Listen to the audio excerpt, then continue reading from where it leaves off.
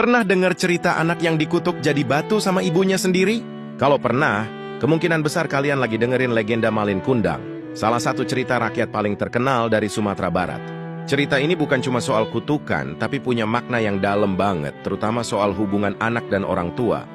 Jadi kisahnya dimulai di sebuah desa nelayan di pesisir pantai. Hiduplah seorang janda tua bernama Mande Rubayah dengan anak laki-laki satu-satunya, Malin Kundang. Mereka hidup serba kekurangan. Malin yang bercita-cita mengubah nasib, akhirnya pamit sama ibunya buat merantau, berlayar mengarungi lautan luas.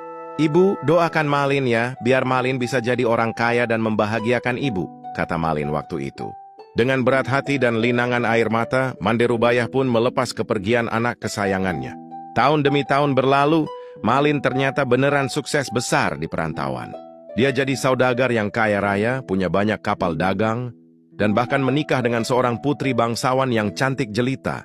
Kabar kesuksesan Malin akhirnya sampai juga ke telinga Mande Rubayah di kampung.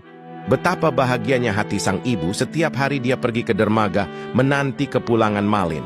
Suatu hari, sebuah kapal megah yang belum pernah dilihat sebelumnya berlabuh di pantai desa itu. Orang-orang desa berbondong-bondong melihat. Mande Rubayah dengan firasat kuat langsung lari ke arah kapal itu. Dan benar saja, di atas dek kapal berdiri Malin Kundang bersama istrinya yang anggun. "Malin, Malin, anakku. Kau sudah pulang, nak!" teriak Mande Rubayah sambil berlari-lari mencoba naik ke kapal.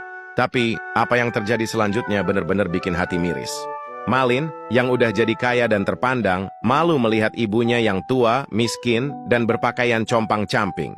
Apalagi di depan istrinya. "Siapa kau, perempuan tua?" "Aku tidak kenal denganmu. Ibuku sudah lama meninggal," kata Malin dengan angkuh. Istrinya pun bertanya, "Benarkah dia ibumu, Kanda?" "Bukan.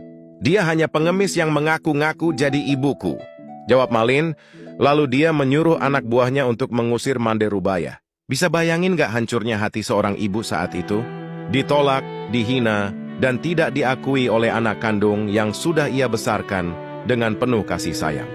Dengan hati yang remuk redam, Mande Rubayah menengadahkan tangannya ke langit. "Ya Tuhan, jika dia memang bukan anakku Malin Kundang, aku maafkan perbuatannya. Tapi jika dia benar anakku, aku mohon keadilanmu, ubahlah dia menjadi batu." Tiba-tiba langit yang tadinya cerah langsung jadi gelap. Badai dahsyat datang, petir menyambar-nyambar, menghancurkan kapal megah Malin Kundang. Di tengah kekacauan itu, Malin Kundang akhirnya sadar akan kesalahannya. Dia bersujud dan berteriak minta ampun. "Ibu, ampuni Malin, Ibu!" Tapi semuanya sudah terlambat. Perlahan tubuh Malin Kundang menjadi kaku dan akhirnya berubah menjadi batu dalam posisi bersujud. Konon batu itu masih ada sampai sekarang di pantai